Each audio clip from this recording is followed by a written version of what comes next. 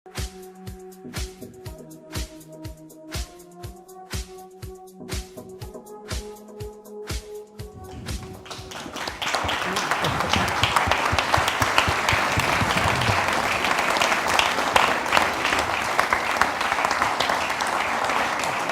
me querés sacar?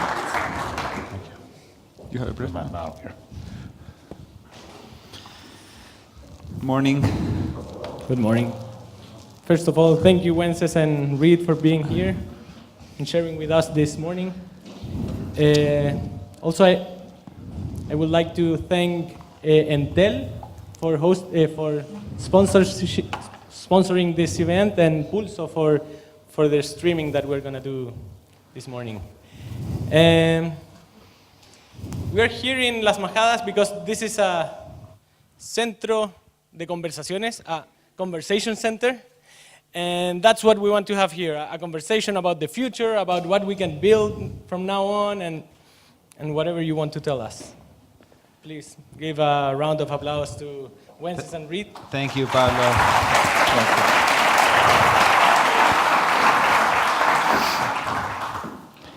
Thank you. Thank you for inviting us, and thank you for being here. I'm gonna ask some questions to Reid for you to get a sense of where he comes from and what he does and how he thinks, and then we're gonna open it up for questions at the end. And I'd like to start, Reid, by saying you grew up in Berkeley. I think that your parents went to Berkeley. Not very many people in Silicon Valley and in the Bay Area are from the Bay Area. You are from the Bay Area, but when you were very young, 12 or 13, you decided that you wanted to go to Vermont, to this coast for school. What was that about? So I discovered the kind of independence gene early. A friend of mine had, one summer I was talking to him and he's like, I'm gonna go to boarding school next year. And I was like, boarding school? You mean you get to live on your own and you get to make your own decisions and you get to, have your own space? And so I was like, all right, well, where are you going to boarding school? And he's like, well, I'm going to this school called the Putney School in Vermont. I was like, well, that sounds like a good idea. And I did some quick research and I figured out 2 or 3 schools that were interesting, including Putney, and I applied to them and got in without either of my parents knowing. And then I went up to my dad about, I guess it took a couple weeks to get in, and then went up to my dad and I said, I'd really like to go to a different school next year. And this is in, I think, early August, and the school year started in September, right? And he's like, okay, sure, where do you want to go? And I said, well, the Putney School. And he's like, sure, wait a minute, where is that? I was like, Vermont. Right, we were in California at the time, in Berkeley. And so it took a little bit of persuasion, made a case. Both my parents are lawyers, so he made the argument for why it'd be a good idea. And it was delightful because it gave me all kinds of experiences, blacksmithing, driving oxen through the woods, farming, and a bunch of things that I otherwise wouldn't have experienced. The other funny thing, as you mentioned about Berkeley, is that my family, I'm a third-generation Californian, and my family, my grandfather had gone to Berkeley, my father went to Berkeley, my mother went to Berkeley, and so when I announced that I was going to Stanford, I also had a difficult conversation. I was like, public university isn't good enough for you? I was like, no, that wasn't the reason I was picking Stanford. Small class size is I flourished much better in. So yes, I'm a third generation Californian. How many people here have been to the Berkeley campus? Oh, wow. It's very unusual. Yeah. Yeah. So you are well known for being one of the founders of PayPal, for founding LinkedIn, for investing in Facebook, Airbnb, for being on the Endeavor board, coming up with the idea for Catalyst, now with being on the Microsoft board. But you're not so well known for SocialNet. What was SocialNet? So one of the really key things is that failures are things that actually you learn a lot from. So SocialNet was my very first startup, my very first internet startup, both, first startup and I was also an internet company. And I had a lot of the same ideas about how the internet helps change human society that also led to LinkedIn. So there were questions about how do we form relationships with each other? How do we have those relationships be things that help us in our life, help us build things, help us, in SocialNet's case, it was more dating, but there was also a professional networking and a roommate service and finding golf partners or tennis partners and that kind of thing. And had all the same, kind of ideas about how we could change life, but was just radically insufficient across a lot of different ideas. So for example, when you start an internet company, you need to have a unique mode by which you acquire customers. And at SocialNet, we had this, we'll partner with magazines and newspapers. And there was a particular newspaper in Arizona that we spent, I think, 3 weeks forming a partnership with. We did a bunch of press around announcing. And at the end of the first month, I think we had 6 people who had signed up because of that partnership in the SocialNet. To which I commented on the team was, if we had pulled out the phone book and just started calling people in the 3 weeks that it took us to negotiate this partnership, we would have ended up with a lot more people registered in the service. And so SocialNet was one of those experiences for me where literally at the end of every week or two, there were things I wish I knew at the beginning of the week, right? Just in terms of skills, how you play it, what you do. And this can be one of the things that Peter Thiel said when we were talking about PayPal and our joint experience, which I think I've really taken to heart, is he said, well, in startups, I've never learned so much except for maybe between the ages of 2 and 3. Right? That's what the learning curve looks like. And SocialNet was part of that learning curve. It was part of the here is how you build a company, here's how you build an internet company, here's how you part of these companies, the metaphor that I use for startups is you throw yourself off a cliff and you assemble an airplane on the way down. And part of that is because it's a mortal experience, right? By default, you're dead. If you don't do anything, you just hit the ground. Financing is not success. Financing is a thermal draft. It makes the ground a little further away. You still have to assemble the airplane. And so part of the experience for me with SocialNet was what is the pattern by which this happens? And it was everything from financing and how do you pick the right financial partners to how do you go to market, how do you hire teams? Like one of the things that Peter and Max had learned from me, because I was going on walks with Peter and talking to him about all the things I had learned, was you actually in startups, in the early startups, you hire fast learning generalists. You don't go, oh, this person has run a data center for 20 years, and that running a data center for 20 years is the most important thing. It's the people who are going to learn your unique problem, because the mistakes I had made at SocialNet was, oh, well, it's, you look at a resume and someone has had the longest experience doing the thing I need them to be doing. That's the thing you should hire. That's the thing you're taught in good business to go do. And it's like, look, you need to have basic skills. You can't go from no knowledge of running a data center to running a data center, but you actually want someone who learns and grows with the business at a very fast speed. So I could literally take this entire hour and list out the things that I learned by running over those landmines at SocialNet. So. And going back a little, right after school, you went to Apple and to work at Apple. And when you worked at Apple, I understand, but you correct me. It was sort of a bulletin board with some of these ideas. Is that where you got some of these ideas? Well, so I originally thought I was going to be an academic. And so I applied for a scholarship, went to Oxford, realized within the 3 to 4 months that I didn't want to be a philosophy professor. Was really enjoyed learning philosophy, and there was a bunch of things that were useful about it. But being a philosophy professor was not the thing I wanted to do. And the benefit that I'd had by going to Stanford was that I'd realized that there's this world of software entrepreneurship, and you can create software that can change people's lives. You can change like how you think about your life, how you think about other people, how you organize the way you think about the world, how you connect with other people. And so I thought, okay, I'm going to go work on that. I'm going to go work on that software. And I came back and I talked to some venture capital firms, which they said, well, have you ever shipped professional software? And I'm like, no. Like, learn to do that first. Come talk to us afterwards. It was like, oh, that's good advice. And so I started looking around, and since my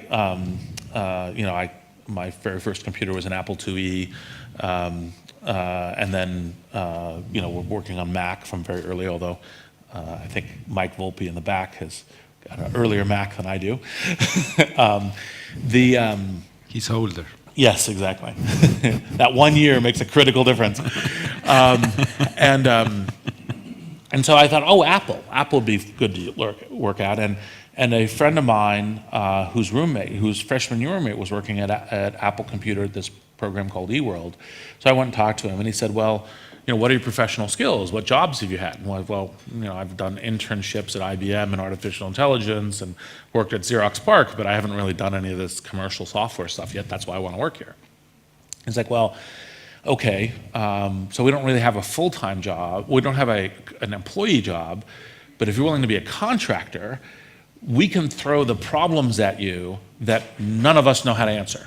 Right, so it'll just be like, and I said, that sounds great, right, perfect.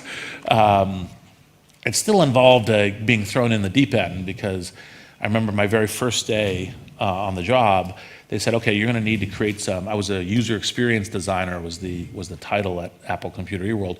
You're going to need to use Adobe Photoshop and Adobe Illustrator to create the specification flows for how the technology is going to work. And I was like, what are those programs? They're like, okay, you're going to be busy because you have to learn them.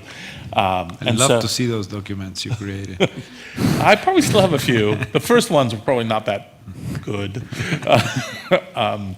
And so then that's how I got into, but I knew that I wanted to be part of the online revolution. I knew that it was like how people connect with each other. That was the pattern that I was thinking in.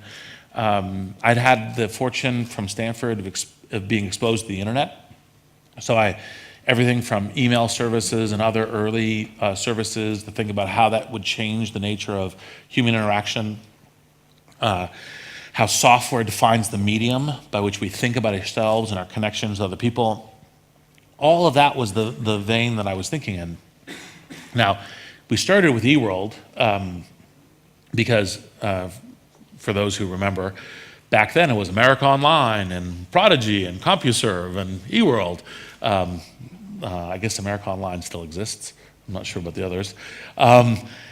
Actually, in fact, it was the internet revolution. And one of the things that was part of my learning curve at Apple was I realized within about 6 months that the internet was going to be the interesting thing, and that all the rest of the stuff was just kind of a brief aberration in history. Sounds familiar to me now. So that Apple eWorld experience obviously carried a lot into your ideas of what needed to be done differently at SocialNet, and you described how many things you learned at SocialNet. How did SocialNet lead to PayPal, and how come there were all of these personalities involved there at the beginning? You, Peter Thiel, Elon Musk, Max Levchin, all working together on this crazy idea of cryptography on a phone, on a Palm Pilot, not even a phone. Well, so this is kind of classic. So Peter and I were undergraduates together at Stanford. We're the same class from Stanford, and we had met each other in a philosophy class, Mind, Matter, and Meaning. And we'd heard about each other because we have a divergence of political views, and so we've been literally arguing politics since 1987, to give you a sense of how long it's been. And but partially because of that respect for ideas and discussion and discovery of the truth and diversity of perspective was one of the things that Peter and I really enjoy about each other. And so we became friends and stayed in touch, and he went to law school and then went to a law firm and then came back to the Valley. And in our discussions, he decided that actually the entrepreneurial, more than a hedge funds, the entrepreneurial journeys and later investing, but even investing then and doing that was important. So he had met this guy, Max Levchin, when he was giving a talk at Stanford. And Max and Peter came to me and said, look, Max and I want to have to do this with a good each of our best friends at startups on the board. So for me, for Peter, it was me, and for Max, it was a guy named Scott Bannister. And so we want the two of you to join the board. And I said, great, look, Peter, you're a good friend of mine, be happy to help, love to meet Max. I had breakfast with him. And I said, what's the idea? And they're like, encryption on mobile phones. It's really hard to do. And I was like, yeah, it's a terrible idea, right? It's like who's going to buy it? What are they going to buy it for?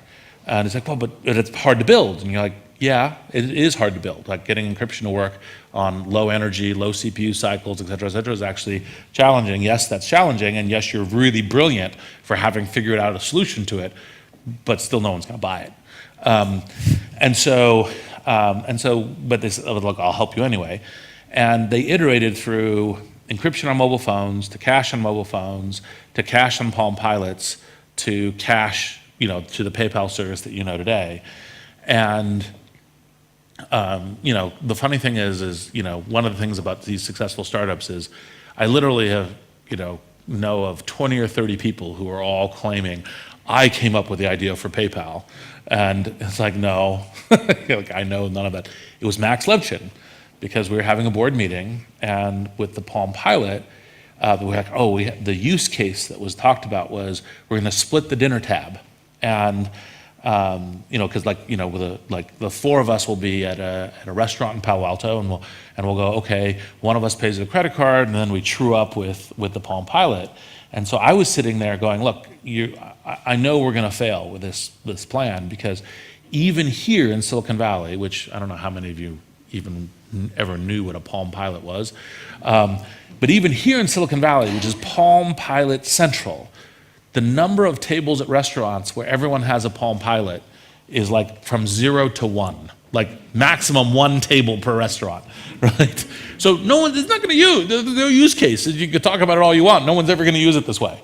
And so you're dead. So you need to pivot and change even before we launch, because that's part of how you use the ideation process around startups. And so Max went, oh, that's easy. We'll sync to email. We'll have email payments. And Scott and I looked at him and said, that's a good idea. Right? And so that's how PayPal ended up. But it was Max solving a problem. And then to answer the other part of your question. So so Max and Peter, both of whom are superstars, and then we ended up in this kind of dogfight conflict that happens with startups. Usually the biggest threat to startups is not large companies, but other startups as you compete for a space. And Elon Musk had founded a company called X.com, and we decided that the best thing to succeed in creating this payments OS infrastructure was to merge. So we merged, and that's how you got Elon on the roof. And then part of the reason why there was such a long group of entrepreneurial people, so the founders of YouTube, the founders of Yelp, just a group of folks who all came out of PayPal is that we had the predilection for hiring driven young entrepreneurial people versus old established veterans. And so that both created a lot of the strengths of PayPal, especially since I think it was about roughly 3 years from founding the sale to eBay, but then also the explosion of entrepreneurial talent out into the valley, when the best times to start companies are actually downtime. So 2002 was an internet winter, and yet you had a whole bunch of highly entrepreneurial people who had enough money to seed their next company to make it go work, and then who all had survived through the internet winter of, like, PayPal was, could die horribly every month, and had survived all that and all wanted to go do it again. And we all were calling each other saying, hey, what do you think about, what's going to happen with video online, and what is the things that's going to drive it, and how do you look at legal risks because of copyright materials. And so there was a network of folks, which is entertainingly called the PayPal Mafia. I usually try to say PayPal Network, not Mafia, right? But that's how you got that group of people. And how did that lead you to start PayPal, LinkedIn? How PayPal lead you to start LinkedIn? So I'll tell a full story because it's kind of fun. So in August 2000, PayPal burned $10 million net burn that month. 1 month. 1 month. And the expense curve was exponentiating, right? Super linear growth in the expense curve. We had no revenue. So we could predict the hour that we would run out of the $200 million that we had raised. Like literally, it's like, oh, this hour we'll be out of cash and we'll be dead. And so Peter and Max and I and another of the kind of the early founding team, Luke Nozick and I, all went out to a house. This pre-Airbnb, otherwise we probably would have used Airbnb, and spent 3 days saying, "What do we do?" Right, like death is coming. Right, what do we do? Winter is coming, and yes, and so we basically realized we needed to be a master merchant. We sketched out a plan for how to do that, and then we each presented to each other the best alternative idea we had, because we kind of presumed that if we didn't succeed in our plan, there would be a very big radioactive mushroom cloud over all of us, and radiation would be stuck to all of us, because we're like, you guys wasted $200 million and blew up a company? Right, you losers. And so we figured we'd kind of have to do our next startup together, so we're all pitching each other on, well, here's an idea. And so I pitched LinkedIn. It was like, I think that the way the pattern of world of work is changing, such that everyone should have an identity, and that the way that you discover people to work with, not, hiring obviously is a primary use case, but also, business development and partnerships and finding experts and finding services and all the rest of that should happen through real identities and the network of reputation online. And I didn't have all the mechanics, but I had some of the mechanics of like, here's how virality could work, and here's how reputation would work, and here's how professional profile would work, and that kind of stuff. So I pitched it. Now, the fortunate thing for us is that PayPal obviously worked. And one of the stunning stories in PayPal was from a set of techniques that we figured out in the first couple weeks. When we turned on fees, we went from 0% paid transactions to 88% paid transactions in 6 weeks with no decrement in the growth curve. And so that was the difference between death and life in PayPal. And so PayPal played out, and so none of us gave any thought to those other businesses. And then after we sold PayPal to eBay, I was originally planning on taking a year off. PayPal was a very tiring, lots and lots of near-death experiences. Is Visa going to shut you off? Is MasterCard going to shut you off? Is eBay going to drive you off the platform? Is fraud, because there were organized crime rings that were operating only to launder money on PayPal and to steal credit cards. There were Russian bulletin boards where people were arguing with each other not to take too much money from PayPal because you wanted to keep the golden goose, right? I mean, just it's just stunning levels of places where you had near-death experiences, and so it was tiring. So I was going to take a year off, and what I'd realized in the fall of 2002, because I took 3 weeks and went to Australia, and was that the Silicon Valley had gone crazy, that Silicon Valley was applying an old pattern that it had, which was there's a gold rush on a new technology, like networking equipment or enterprise software or optical semiconductors or whatever, and that you went out and you kind of, everyone participated in trying to do the gold rush. There were a few major companies that won, there were other companies that got folded in, and then you play your new game and the internet's over. As the internet played that game, and in 2002 it was like, it's Yahoo and eBay and Amazon and Google and PayPal and so on, and that game was over, and it was like, no, this game is just starting. There's a lot of more important things to happen, and I can't take a year off now. I should actually go and invest, and then I should also create a company. And so I was like, well, actually LinkedIn still works as an idea. Right? I mean, usually when you had an idea 2 years earlier, by that time that the time has passed, it still works. So I should go do that, and that's And that was how LinkedIn came about after It's PayPal. funny, maybe the timing was even better 2 years later. Yeah, oh, certainly better. Yeah. And now that you sold LinkedIn to Microsoft, you have joined the Microsoft board. Can you tell us what kind of things are you working on the Microsoft board?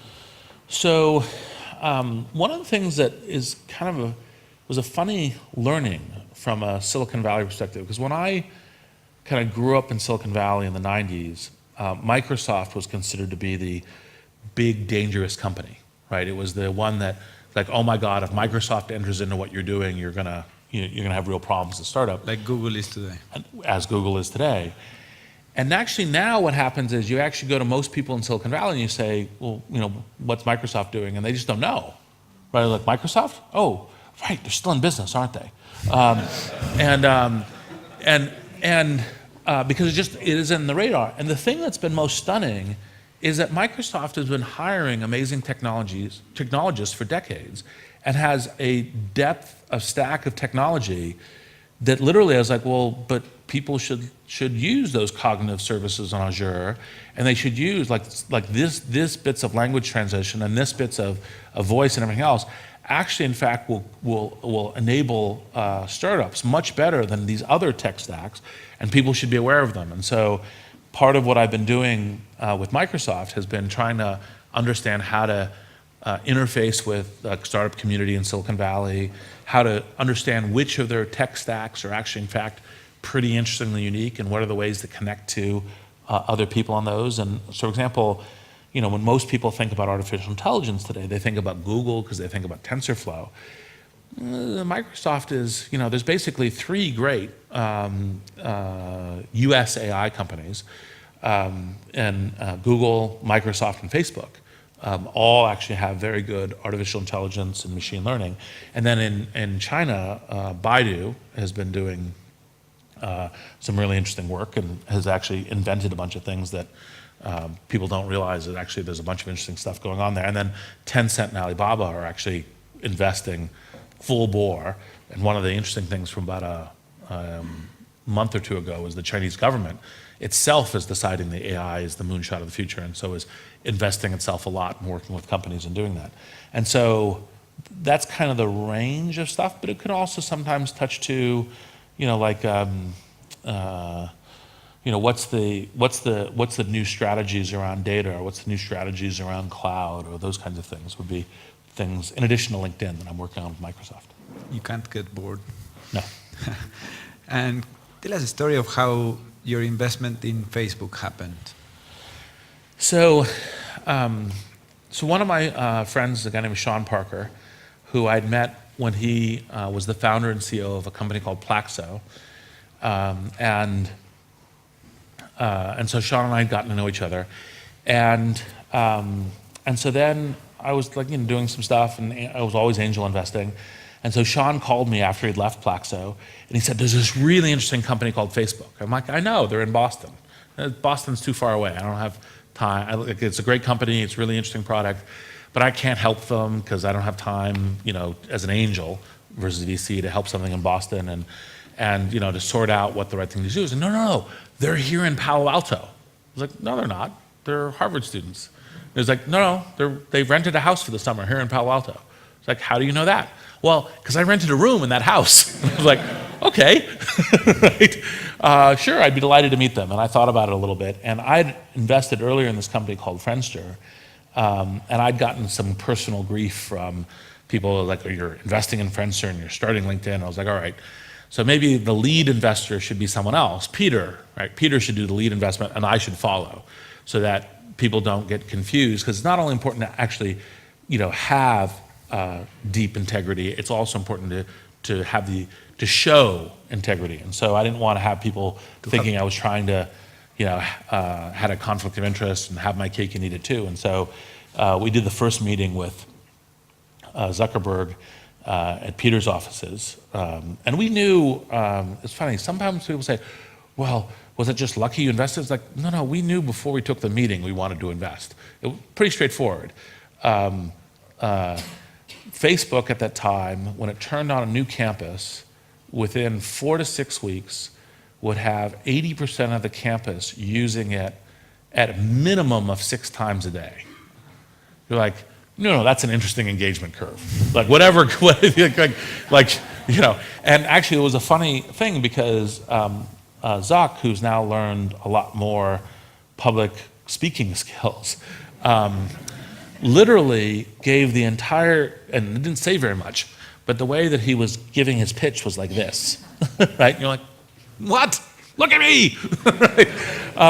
And so, and kind of said, well, and if you don't like Facebook, we have this other service called Wirehog, which for anyone who remembers Napster, is kind of like Napster. And we're like, well, that's a terrible idea. Get rid of that one, right? Just give it away. It doesn't matter. Facebook is what's interesting. And actually, one of the funnier pieces of that conversation was he was like, well, you know, Dustin and I, Dustin Muskovitz, his co-founder, one of his co-founders, you know, we're planning on going back to Harvard after the summer. And I was like, so in your investment pitch, you're telling us you're going back to school, right? And Peter and I talked about it, and Peter said, they're not going back to school. I was like, yeah, you're right. We'll do the investment anyway. And as it turned out, as Zuck told me when I was interviewing him on Masters of Scale, which is this podcast that I was doing, I am doing. And I interviewed Peter like about a month ago. You know, he remembered, it's like, you guys were right, we were wrong, we weren't going back to school.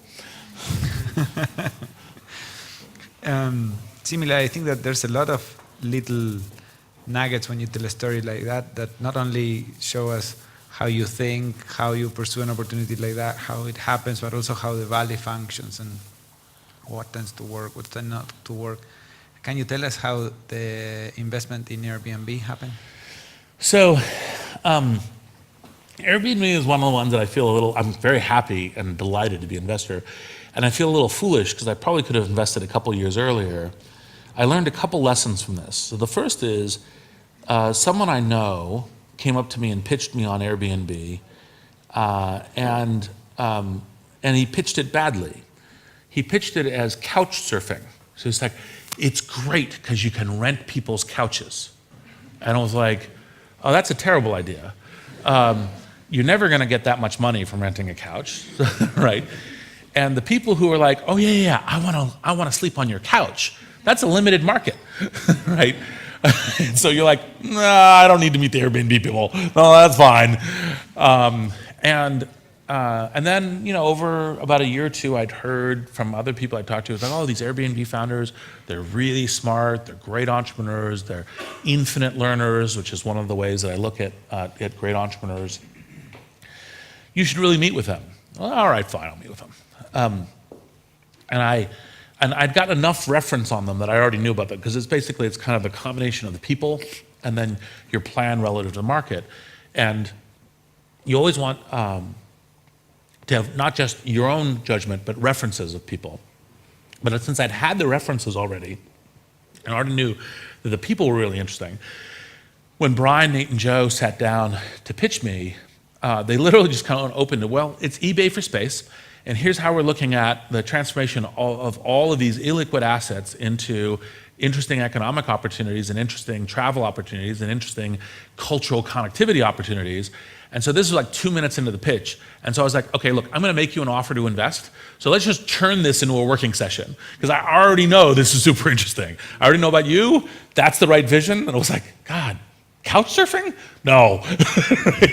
And so I literally, I think I met them on a Saturday, and I think they came in and pitched the partnership on Monday, and we gave them a term sheet that night.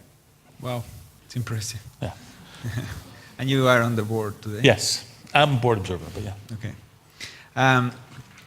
You are friends with Elon Musk, and I know you guys discuss these things. Sometimes it might be quite the discussions. In particular, you know, Elon has publicly expressed his concern with AI, and even has asked governments to regulate AI for fear that the robots may take over. What do you think about that opinion? What's your own personal opinion? So Elon, to his credit, is a very strong humanist. He cares a lot about what the evolution of humanity is. Part of his dedication to SpaceX is to say, well, we need to have planetary diversity as a species, as a form of life.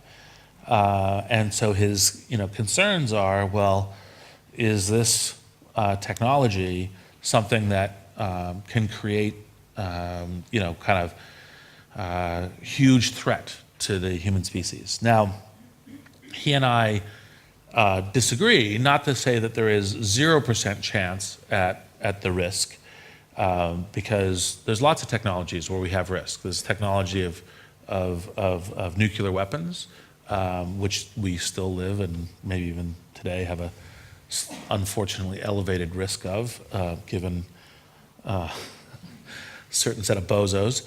And so there's real risks, but I would say that separate from Elon, I see a lot more of the opportunity is to allay those risks, to use artificial intelligence as a way to actually, in fact, maximize the chance of the evolution of humanity and the ways that everything from actually, in fact, creating jobs in world work to doing things like helping solve disease and other kinds of key problems by using this. And it isn't that there isn't some kind of regulatory things that I think we will figure out, but the usual answer from people's fear of technology and regulation is to slow something down. And slowing something down, like here's a simple kind of 2x2. It's like, okay, there's the people who care and will listen to regulations slow down. There's people who don't care and won't slow down. So if what you're doing is slowing down all the people who care about its social impact, care about what matters for cybersecurity, cares about what it means for jobs, cares about what it means for evolution in your life, and you're not slowing down the people who don't care, right? You're increasing your chances of dystopia over utopia. So you want to be very careful about how you shape regulation. And the real thing you want to do, and this is the general answer with technology, is you want to accelerate towards the good outcomes, because you want the good outcomes to define the platform space, define it. Now that still means you have to figure out what is good and bad. And so, for example, all of the discussion around, Terminator and the robots coming from us are a little bit of a science fiction thing that actually blocks the more interesting and challenging questions. So, for example, today, there are AI programs that are used for making decisions about criminal sentencing, parole, credit scoring, et cetera. And work that a group of us have funded through the Media Lab and through the Harvard Berkman Center has shown that a bunch of these programs have actually, in fact, substantial racial biases in them. They're perpetuating an unfair society. It's the kind of thing where, and that's the kind of thing that actually, in fact, you'd be focused on in regulation, which is, well, how do we have transparency and understanding about how the decisioning of the algorithms are working such that we can move towards a society that we want to be part of. Because one of the problems with contemporary AI is the fact that the system is so complicated, it's very hard to look at it and understand exactly what algorithm it's playing to. And so, getting that kind of thing, and it isn't, the regulation wouldn't be slow down, or the regulation wouldn't be don't do it. The regulation would be, demonstrate your work towards how the calculations are working and what's happening with the AI relative, so we can understand it as a society, understand which way we want to nudge you and change this to have the society we want to live in. And that's the kind of thing that we need to think about. And that's, so, Elon, who is doing this for all of the right and important reasons, I think he and I argue about this because it's like, no, actually, in fact, right, it's this other set of issues that are the real issues. Those issues, I think, are navigable, not fake, but navigable, and we need to focus on what we can build with technology. I think that you are different than a lot of people in Silicon Valley in a few dimensions, in a couple of dimensions especially, that I want to ask you the last couple of questions about. One is, that you look a lot outside at what's going on outside of Silicon Valley, right? And you're on the board of Endeavor. You came up with the idea of Catalyst, a fund that invests in Endeavor entrepreneurs that is the best shot Endeavor has at being sustainable. You spend time in China, and you've written about what you learned there. You're looking at what's going on with technology in other countries. Before I ask you a question, I want to show you something related to what we were talking. It's like, who here use WhatsApp in the 10 minutes prior to the session. Yes. Yeah. Who here knows someone who does not use WhatsApp? Oh yeah.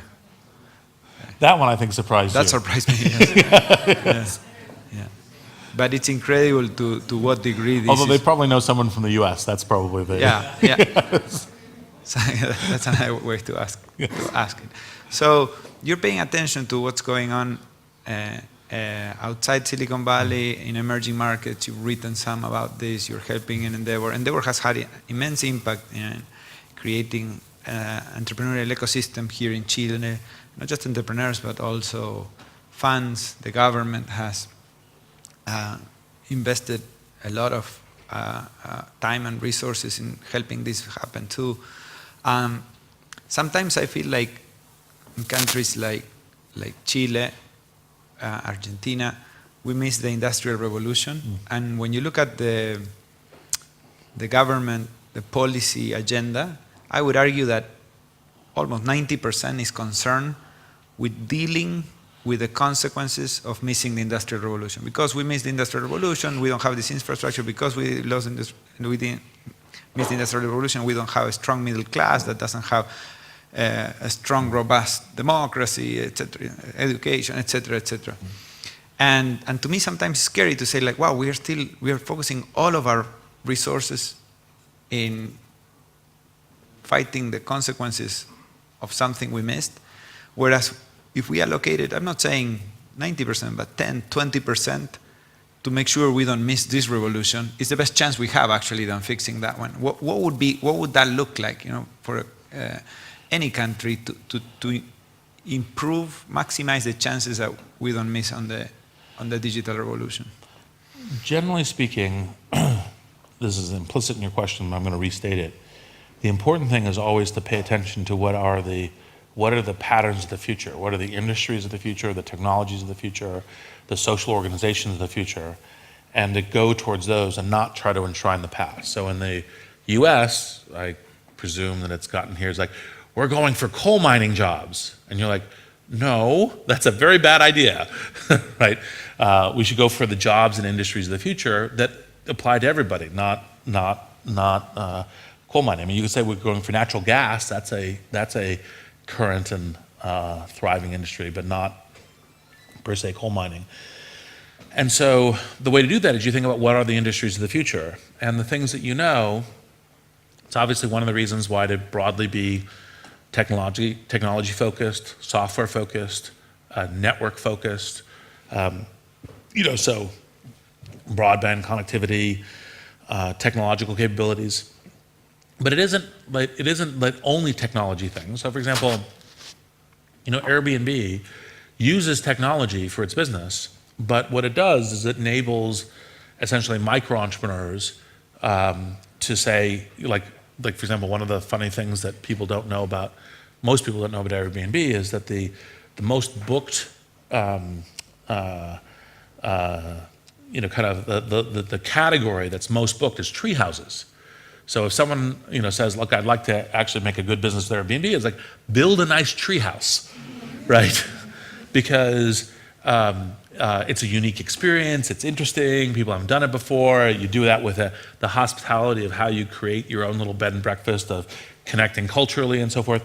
And none of that's particularly technological, but it's enabled by technology in terms of this kind of entrepreneurship. And so the pattern that you want is to say, what are these industries of the future, and how am I enabling those technologies and those entrepreneurs in order to do it? And you need it both kind of micro scale, like an Airbnb host, and then macro scale, like Endeavor, kind of is the one who created the term high impact entrepreneurs, which is entrepreneurs who create industries that create thousands, tens of thousands of jobs, is also part of how you create middle classes and that kind of thing. And so that kind of support of entrepreneurship is also really key. And it's the funny thing is, it's always, because we always tend to try to do, we should learn from the past and you should figure out which are the ones that apply, but we tend to not focus as much, we focus too much on, okay, that's the certainty of the past, versus the future is where we're going.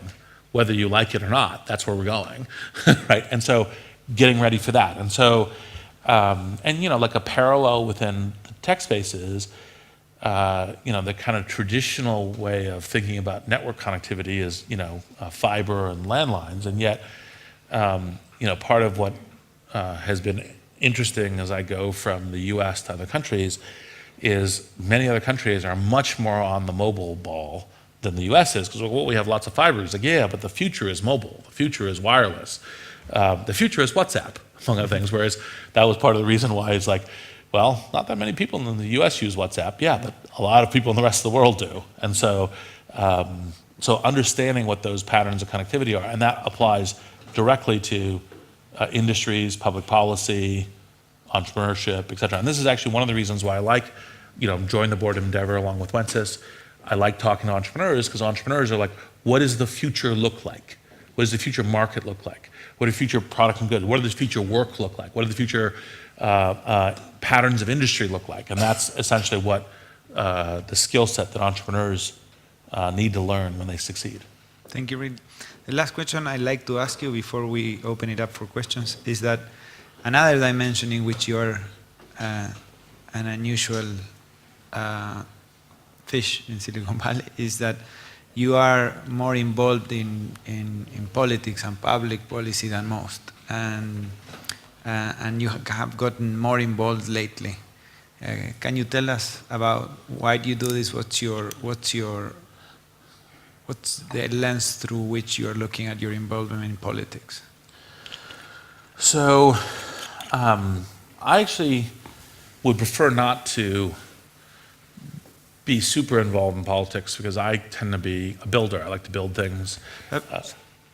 But because I am going to answer your question. No, I just want to say what you just said. What you just said. If you were to stop there, that's the typical Silicon Valley Yes. answer.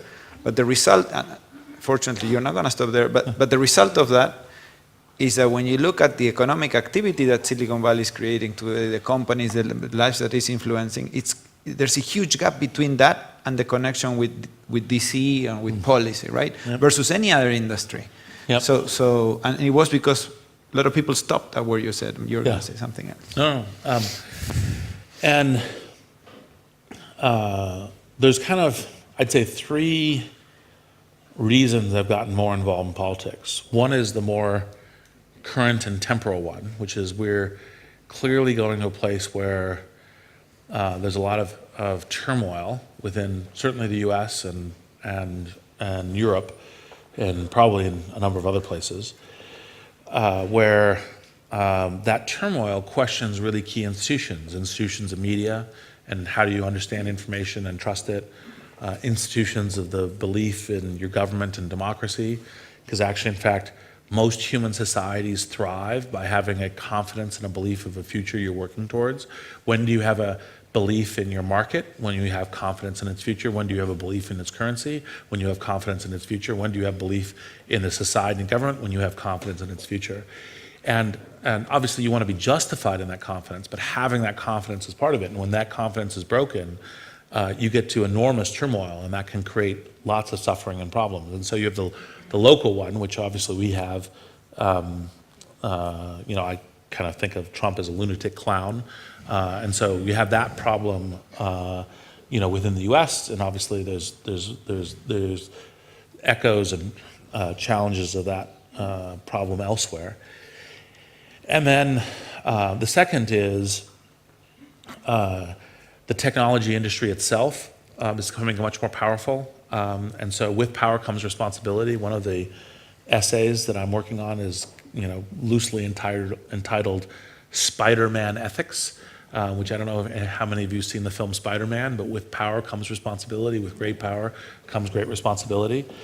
And so any industry or any people, any individuals, industries who grow in power, you have a responsibility. And so how do we grow from we're ignoring politics to the important role within the companies and the industries and in participating with society and government and saying, here's how we're helping.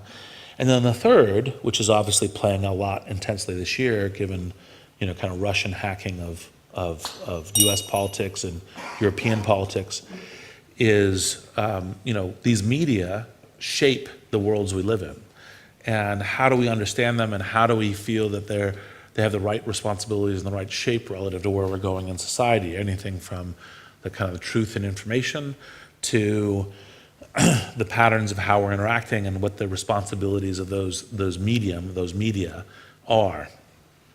And so all three.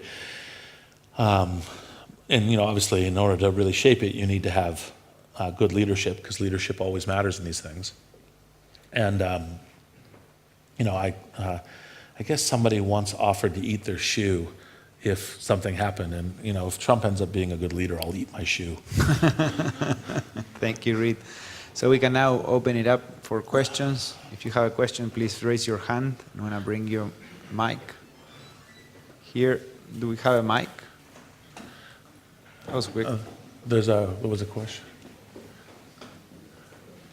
Hello, can you hear me? Yeah, great. Thank you for the conversation. I have two questions, so I'm the first, so I get that luxury. So I'm eager to ask you two guys about blockchain and Bitcoin. Of course, I think a lot of us have had this incredible internet moment. I was back in the 90s, so it's like, bingo. So I wanted to ask about, knowing that you are sort of involved in these boundaries between politics and policy and technology, which is a great luxury to have. How would you, do you see countries running on Bitcoin, blockchain, and how do you imagine that thing? Because it's mind-boggling for me to think about that idea. So that's my first question to you, and to Wences on one of the most incredible features of Bitcoin, I think, cryptos and blockchain in general, is this amazing decentralization of everything, right? So taking away, let's say, central power, to the end user. So how do you avoid that Bitcoin falls in the trap of being centralized, because there's decisions to be made and there's forks and there's a lot of things happening in the community that how do you avoid that trap and become sort of little centralized back again?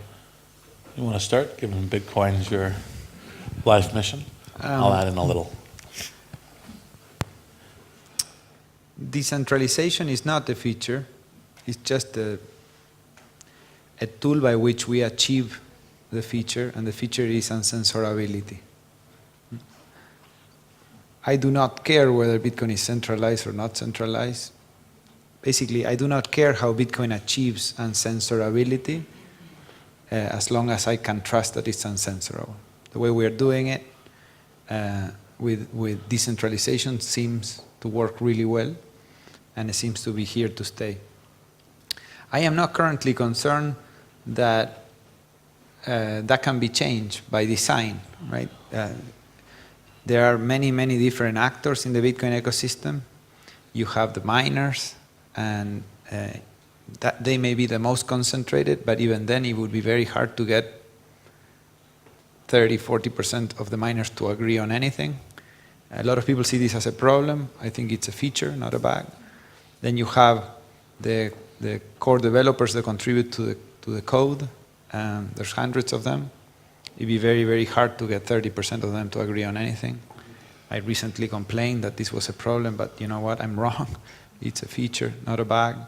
And then you have industry, it's hundreds of companies. So to make anything meaningful, you will have to convince all of them. And it will be, for the most part, impossible, and the things that have to happen will happen. And so this has played out that way so far. I'm not guessing that will happen that's been happening for 9 years, and I can only imagine that it will continue to be that way. So I think it's unlikely that a country will run on Bitcoin. Maybe if they were driven to the similar extreme of being needing to, and not being the US, run on the dollar, maybe they would choose the Bitcoin versus the dollar in that circumstance. But like one of the things years ago, I wrote an article for Wired UK, which for people who are interested in Bitcoin is still appropriate in terms of thinking about it as an asset, a currency, and a platform for smart contracts and everything else, and why the world needs one or more cryptocurrencies, either Bitcoin or derivative from Bitcoin, and what the role it will play in, and why it will be as generative as the internet. But part of when I was answering people's concerns is this, well, okay, so if you had, even if you thought it was a currency, so you have a +1 currency in the world, well, not a big deal. We got a lot of currencies, +1, okay.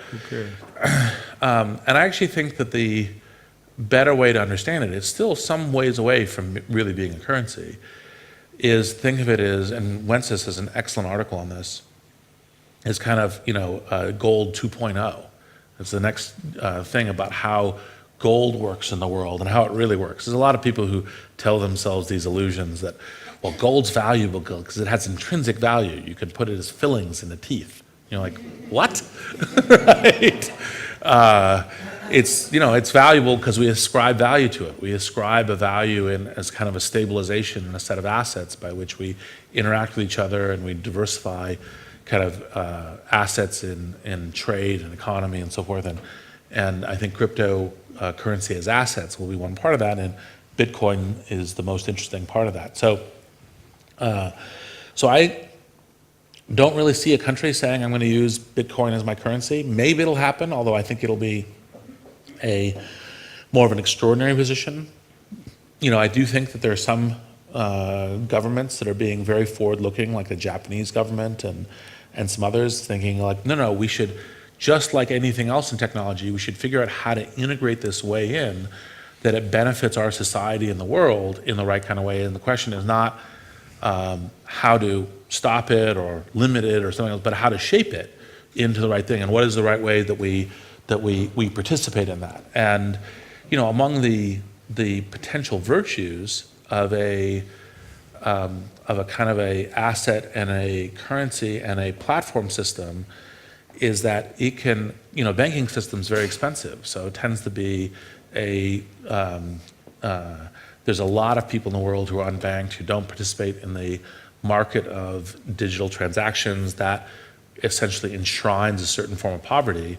And if we can get these kinds of digital value systems, economic systems to them, which can be done much more cheaply through a system like Bitcoin, that can actually make a massive difference for, well over 1 billion people and maybe more than that in the world. And it's important to go towards the future in that. And so the general pattern, I think I'm probably preaching to the choir here, because most of the people who would show up, the entrepreneurs and other people who show up to an event like this all know that the key thing is, say, when you think about technology, it's how do you shape it for very positive outcome. It doesn't mean ignore risk, but it's how do you shape it to that is always the right angle to start thinking about it. I think that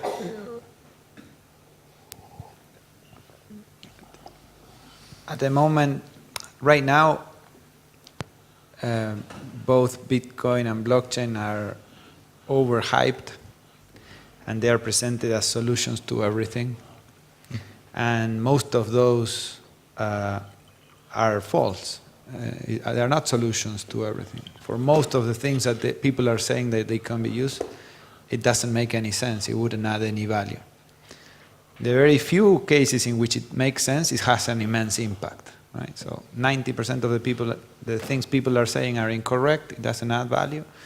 For the 10% where it may be relevant, the impact is quite significant. And the way to think about where it has impact is that the main, perhaps the only innovation that Bitcoin and blockchain brought to computer science, and then also to us as a new resource or tool or feature, is that we now have a database that we can trust the integrity of, regardless, without knowing who runs it. We don't know who runs it. We don't know what hardware it runs it. We don't know what jurisdiction it is. We don't know what software it's there.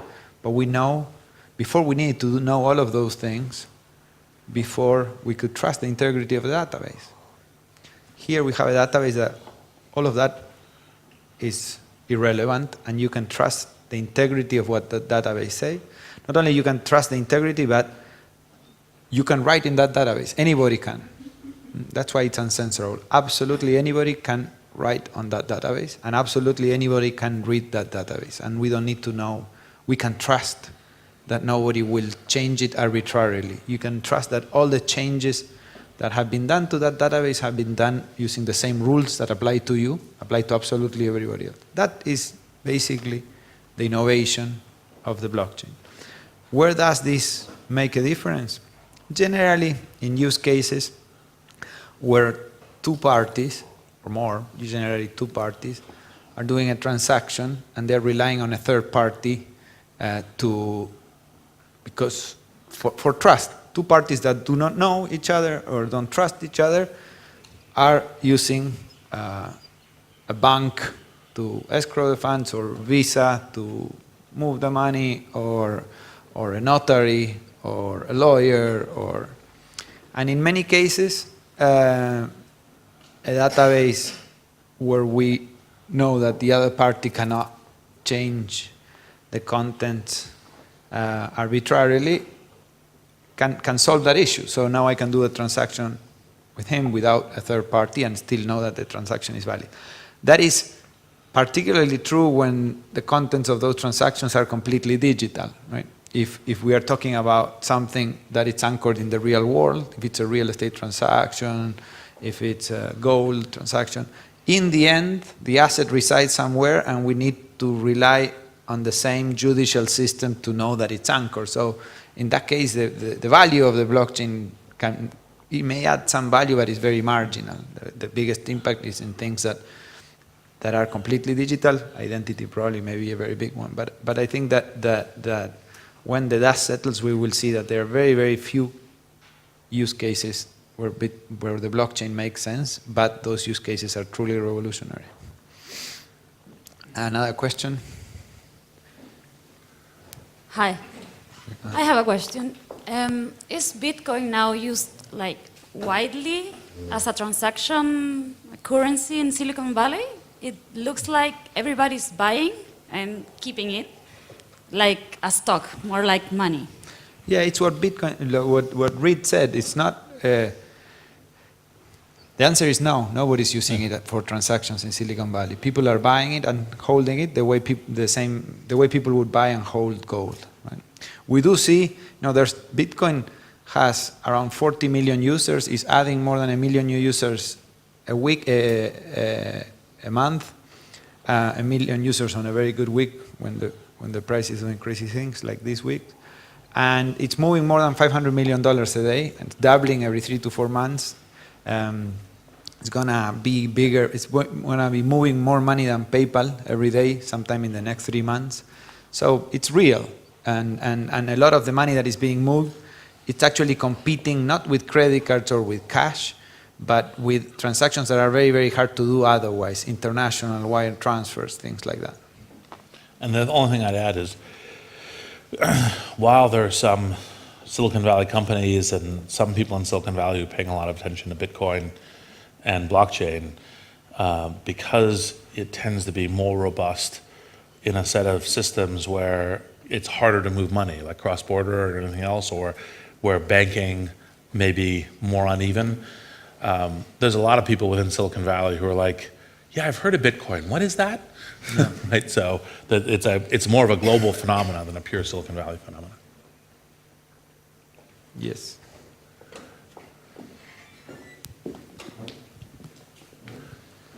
Hi, good day. I'm Angeles Romo. I'm in charge of Endeavor in Chile. Thanks for being here. I'm so happy to share with you this morning, so thanks very much.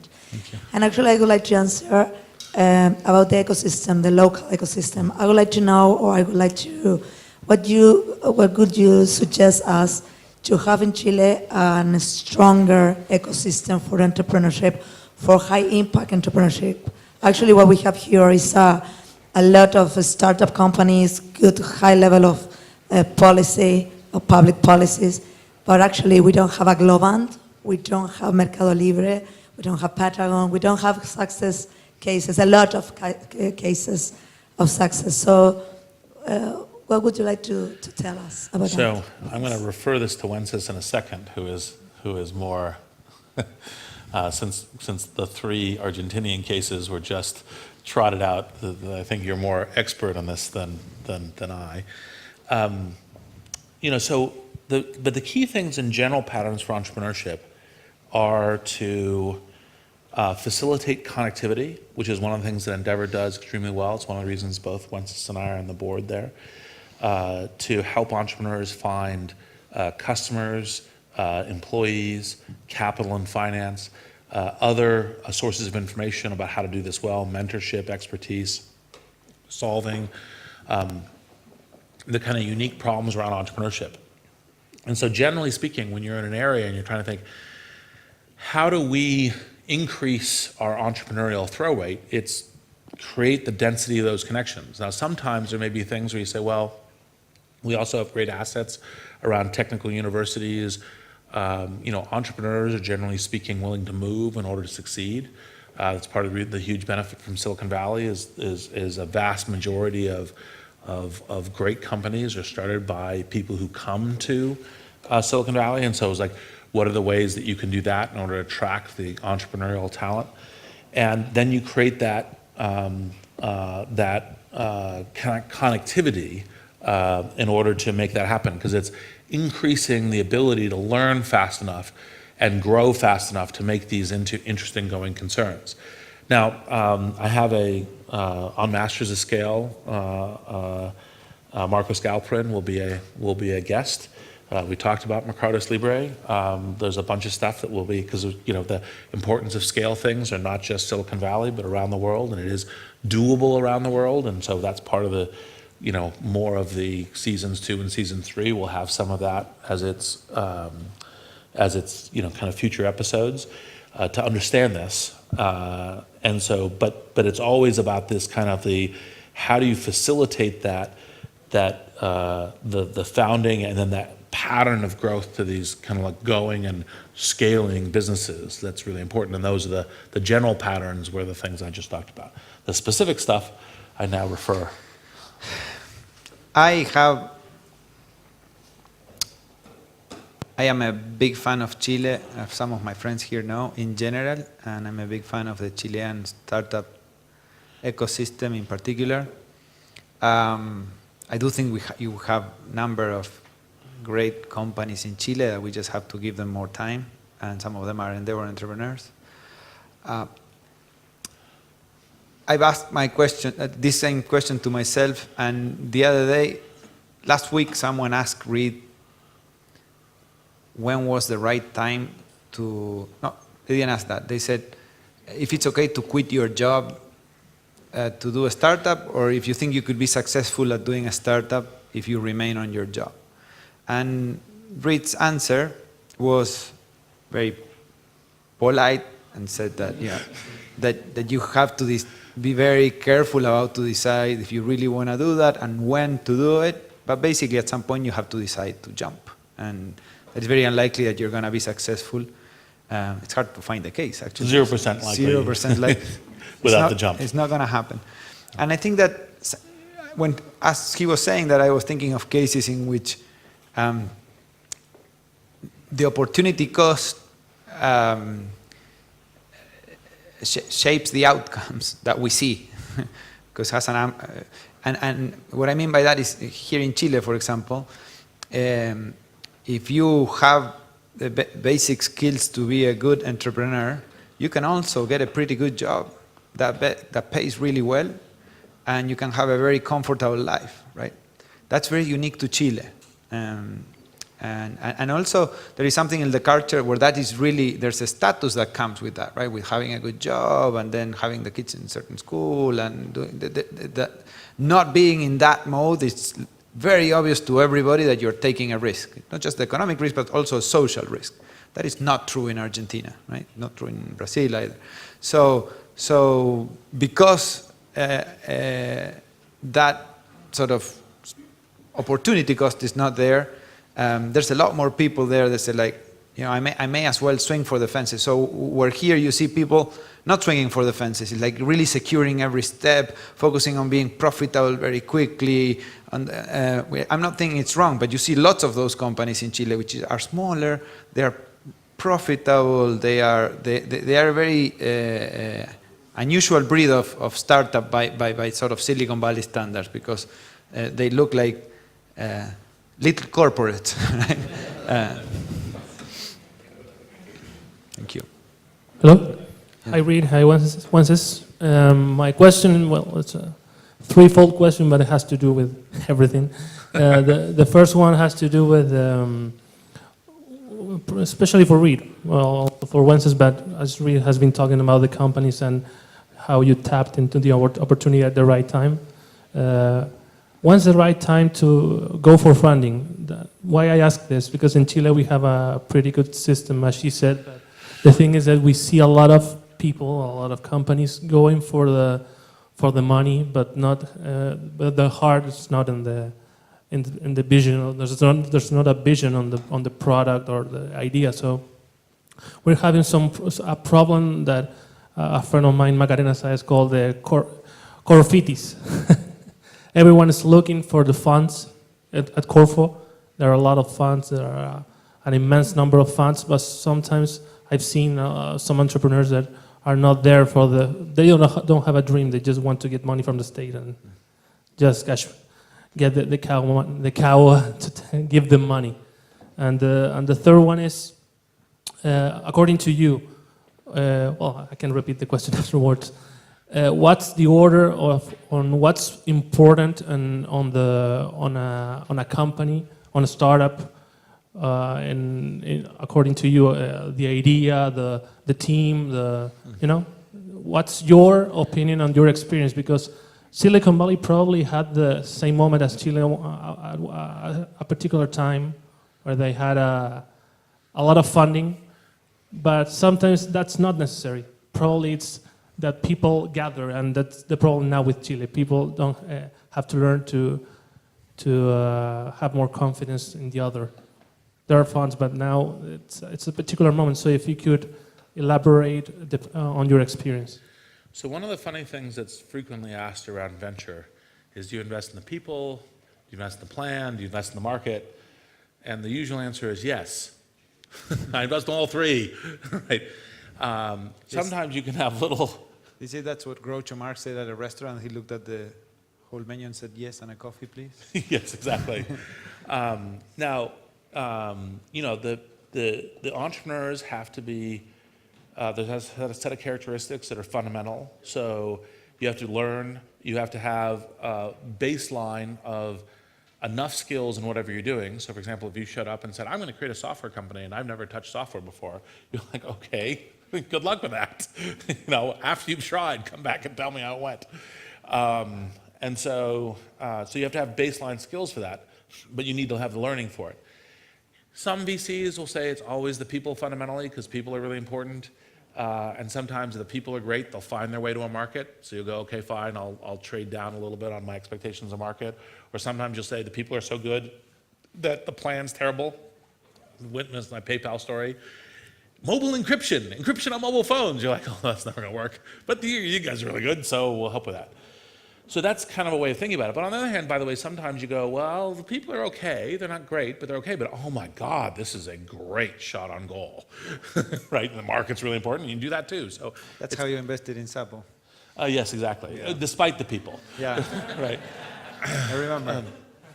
And so, of course, Wences is understating it. I think, begging to invest in Zappo might have been the right description of my behavior. But and then on the other side, on the financing side, the short answer is you really shouldn't do, entrepreneurship is this throw yourself off a cliff and assemble an airplane on the way down. And the majority, even in Silicon Valley, of entrepreneurial businesses fail. And there's a set of, and that's okay, but there's a set of responsibilities. There's responsibilities to your employees, there's responsibility to your customers, responsibilities to your shareholders. So you have to make, you're going into this really difficult battle and you're gonna try to deliver. So you shouldn't do that unless you really are, I think I can make this work, it's good for it, and so forth. Now, once you have that, you should raise money basically when you can. But the mistake, at least, that a lot of entrepreneurs do when they think about money is they just think about it as money. They don't think about, basically what you're doing around a company is you're constantly network building. So you're network building for the employees, you're network building for your customer, your partners, your network building. And financing is network building. it's the possibility of bringing people in that can really help you with the business.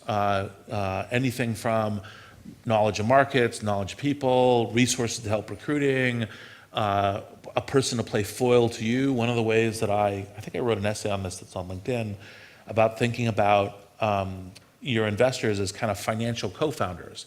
They're not exactly the same thing as co-founders, but they're people who have that, ideally have that gravitas to help you with the business. And that's what you're looking for. It's not just money, right? The money is important too. You got to pay the salaries, pay the bills, invest in the market. But you're looking for that as a key portion of trying to succeed.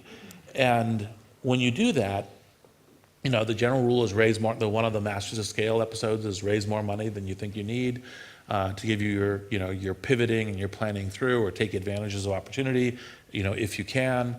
And I do think it's a good thing for, I think one of the evolving patterns in the next decades that all governments are going to need to learn is how do we support entrepreneurship as much as possible, because you want to create the industries of the future that create jobs, create tax bases and so forth. And what are the things that the governments can do? And I actually think that capital programs done in distributed ways are really important. So one thing that I've talked to some US politicians about is say, look, if you were trying to stimulate a certain kind of technological investment or jobs or something, you could create side funds, the VC funds, that are with those kinds of outcomes. Don't try to do it yourself. You don't have the skills. You don't know what to do. And it gets messed up in politics and all the rest of the stuff. But if you go to the network of investors and you say, here's how we're creating an incentive to the market for these kinds of outcomes, that can be very valuable, because the question about how do you create these industries of the future are critical for social health. Yeah. I also think that very often in Silicon Valley and Endeavor, we're too focused on the high impact entrepreneurs, the 1 in 100, the 1 in that hits it out of the park, and it's a huge company. But increasingly, the other ones are more important, right? Linda's beating you with a stick right now. No, I know. They're both important. They're both very important, but I mean, for example, in Chile, for example, where we want more examples of high impact entrepreneurs, on the margin that will have a much bigger impact than more. But in Argentina, it would make sense if you were a policymaker to help have more of what they have here in Chile and we don't, which is small, medium-sized, tech-based companies that produce jobs that are stable, that are profitable, right? You need both. You need both, but I'm just saying this because it may not be obvious from the Chilean perspective that the opposite, it's also something that you don't want, that you should appreciate, that at least you have that base, and from that base it may be easier to reach for the high impact results than not having that base, right? I usually tell first-time entrepreneurs that it's helpful to think about raising money as dating much more, because a lot of first-time entrepreneurs come to me to talk about raising money, and they are getting ready for it, and they're getting ready as if they were preparing to pass the SAT. And I say, imagine how you will do on a date if you prepare for it as if you were going to pass the SAT. It's not gonna, no matter what, it's not going to be a very good date. But it's what you say, it's about networking, building trust, and finding the people that you want to help you not reach the ground. I think that analogy that the startup is jumping off a cliff without a parachute is perfect. And even better is that once you raise money, all you did is you catch a little draft, so you'll go up a little, but you're still hitting the ground at some point. So by default. We have a question here. Yeah, hi. Here and then there. Last two. Right. Yeah, hi, Christopher from IAB Chile. In May 2018, in Europe, the General Data Protection Regulation will go live. How do you see that those kinds of regulations are going to influence global companies? And how do you think we should work with governments so as to do proper regulations for this kind of things? Here in Chile, we have 10 or 20-year-old regulations going on, and they're looking a lot to Europe to see what to do here. What are you seeing around the world in the States, and how can that affect businesses around the world? Thank you. Great question, and unfortunately, one that you can't give a simple, short answer to. So there's I applaud the fact that, one of the things that is important as you begin to get to, I gave a speech about 8 years ago at a conference in the US called South by Southwest, that data is Web 3.0. It's the platform, and it's also what's happening with artificial intelligence and everything else, and I think that's broadly turning out to be the case. It may seem more obvious now. At the time, people said, no, it's video. And I was like, well, no, video is really important, but this is, platform is what applications are going to be built off of. And so this kind of gives you the question and the shape of it. On one hand, it's really important to have better transparency, better protection of customers and society on negative outputs, to be thoughtful about that. Things that the GDRP is trying to do, I think are all good things good set of concerns to be engaged in. And it's, credit to the Europeans of trying to get engaged in this. On the other hand, one of the things I frequently worry about in regulation is that you enshrine the past against the future, and that that your conceptions about how you limit it, because you try to say, don't do that, and you can't do that, and as opposed to taking kind of more of a market-based or more of a corrective mechanism versus a shape, this is the entire pattern, means that you have a huge decrease in innovation, a huge decrease in productivity, a huge decrease in the kind of things you can build. And look, I think, given a little bit of the Bitcoin conversation, the financial services industry, I think, is banking and everything else is a perfect example of this. It's very difficult to be innovative in most areas of the world. Part of the reason why PayPal could come out of the US is because there's a little bit more tolerance for the creation of these kinds of services. PayPal wouldn't have been able to be created as it was in Europe or other places because of that. Or in Chile. Or in Chile because of that regulation. So you have to be super careful about, look, are we really just enshrining the past, and are we blocking innovation for the future? And there's a tendency, especially amongst government regulators, saying, well, my thing is to make sure nothing bad ever happens, and so therefore, if that's your only incentive, is say, make sure nothing risky or bad ever happens. Well, let's make sure we have no bold leaps, right? And that's bad, right? So you have to balance it. So it's not an anti-regulation thing, it's not an anti-GDRP thing, but it is a question about a call for, look, let's try to make sure that we have transparency and understanding. Let's make sure that we have an ability to correct, to say, oh, that thing that happened, that was a foot fault, let's change that. And let's try to prevent mortal risks, like really big risks. But let's try to be generally permissive to say, look, let's experiment and see if the experiment works. And if the experiment works, then we should go forward. So, I worry some in what's happening here, that the natural tendency when governments, especially with people, approach technology, you try to enshrine the past against the future, and that's not a good outcome.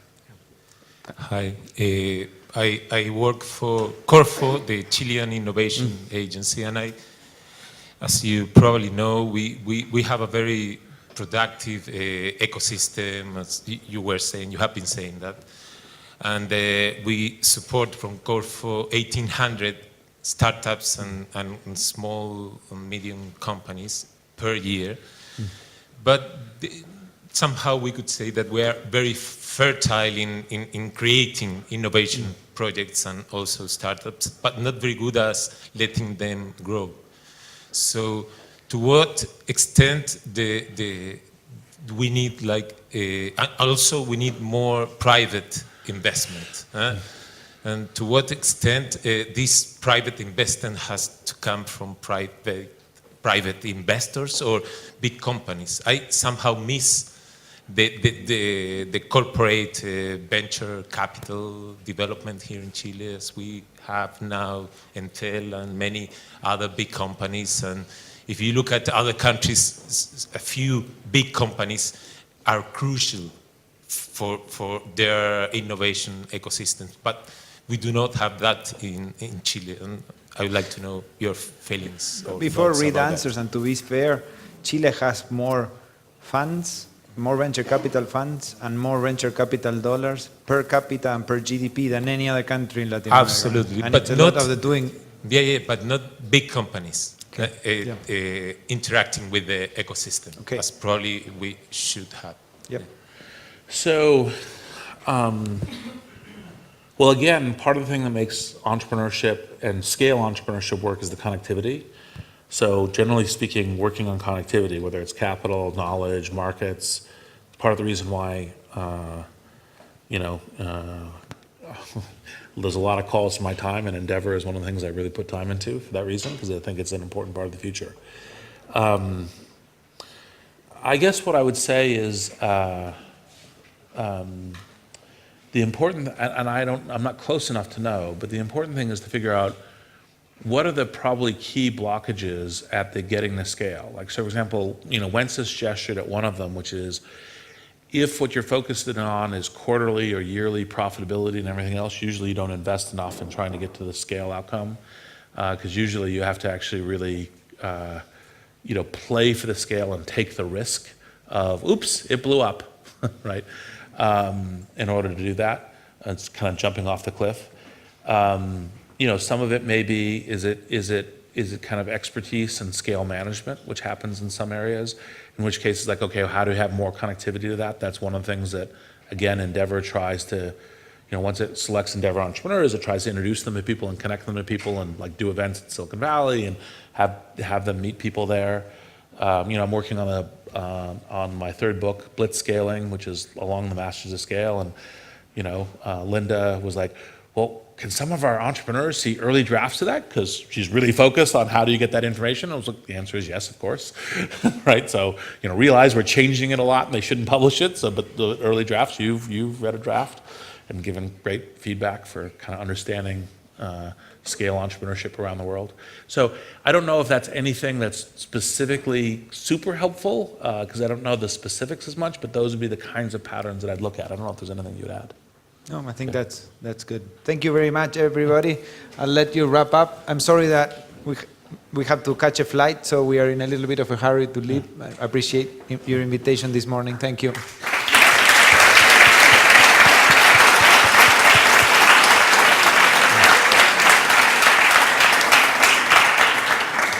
Thank you again. Is it working? Yeah. Thank you again, Wences and Reid. I know you have to run now to the airport, but it was amazing. The time flew by, and as I told some of the people that were here, we're going to hear people talking about 10 years in the future, and I think from here, looking of what you're seeing, I think it's accurate. Thank you very much. Thank you very much, and catch your flight. Thank you. Yes, thank you.